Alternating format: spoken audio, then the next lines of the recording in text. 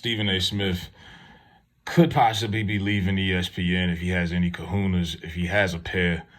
Because, look, and I'm not a fan of his at all. This isn't really about that. This is more about uh, just doing what's right. The guy's the face of the network. First Take has doubled its ratings since he is basically responsible for recruiting Shannon Sharp. He was doing that as early as over a year ago when Shannon was still on Undisputed with Skip. He was on air trying to get Shannon to come over. And that show has doubled the ratings that McAfee's getting. So he should be the highest paid guy on the network. Will he? Who knows? You know what I mean? He's in, apparently they lowballed him and they offered him a $90 million deal. That sounds like a lot of money for someone who gets paid just to talk.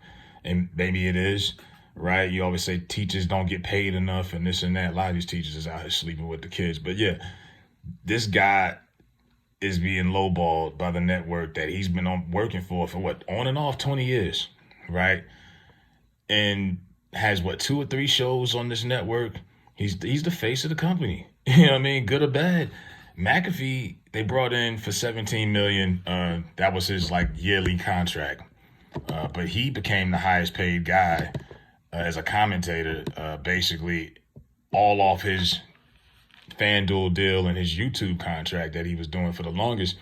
And the people that they thought the 200-something thousand he was getting on YouTube when he was on YouTube, they didn't translate to ESPN. Like, a lot of those people don't have cable. So it's not like the McAfee audience, the real McAfee audience that supported the show came and transferred over to ESPN. It didn't come out that way. And the ratings have not been what they thought it was going to be. It's been kind of disappointing, to be honest. So now they're realizing First Take has defined itself as the legit #1 show on the brand. So they top off the ratings. And then it's crazy because it bleeds in the McAfee show that comes on right after. And the McAfee show, there's a huge drop off from that 500,000-600,000 that watched First Take, and then it goes down to like 200,000. So yeah, if the McAfee show wasn't struggling, Stephen A. probably would have tucked his thing between his legs and would have took that low ball offer like he's always done in the past. He should have. I don't know how he didn't make sure they paid him when Skip went to Fox. I would have threatened that. I would have threatened him in the negotiation. Like, hey, man, I could go to Fox with Skip. I don't need this. He should have been using, I don't know, I just think he's a company man.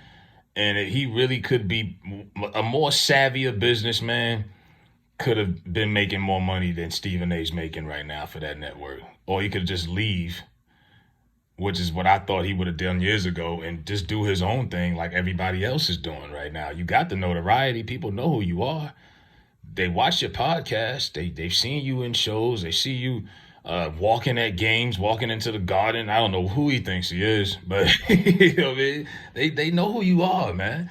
So, like, I don't know why, but he always bends over backwards for his company. He's been embarrassed several times. Rather, it was the women on the network. He was dogging them a couple weeks ago. They had that whole thing. He's had to apologize several times on this network. They've let him go a few times, but now because the McAfee show isn't what they thought it was going to be. And mind you, he should be getting 2 salaries because McAfee's also a part of the College Game Day. I think that's a completely different salary on top of his, the show he's doing. Not to count his pockets, but, this is out public information. So, Stephen A., if he has any, he'll probably settle. That's just how he is, though. He's always been a company guy. I would not be surprised if he settled for less and is still up there shucking and jiving come September with the cowboy hat and the whole get up with the cigar and Shannon. Because Shannon, he just got him a new deal. So if they want to keep them together, I would also hold that over their head. Like, hey, I brought him over here. Y'all just re-signed him. You can't have Shannon and no Stephen A. So use whatever you can as leverage to get the money that you feel you're owed. That's how it is. And even when you're doing a job interview and y'all negotiating over pay, don't settle. Tell him what it is. You know what I mean? Keep it a buck. But I could see him easily just folding because that's what he's always done. He's never stood up for himself, and he's always been a puppet for the company. But this was the news that came out the other day, and a lot of people are like, yeah, Stephen A. is worthy of it, but hey, he could go anywhere. I'd like to see him go somewhere else or just go independent and see how he can. But I don't know. His generation and him, he's just wired different. You know what I mean? He's probably gonna stay there for another 20 years if he could. I don't see him having that mindset to, say I can do this on my own. I don't need this network. Because it's like, man, a lot of people don't even watch ESPN like they used to anymore. Like these ratings that everybody loves that First Take is getting, they're really not that impressive. But you know, for that network right now, that's good because a lot of people ain't feeling it right now. A lot of people done canceled their cable. I haven't had cable in like 5 years. I'm not watching this. You know what I mean? I see some clips here and there, but I'm not watching it. But if you don't have a job and you can sit at home 10 o'clock in the morning and watch them yell at each other over sports, good power to you. But yeah, Stephen A., get your bag, man.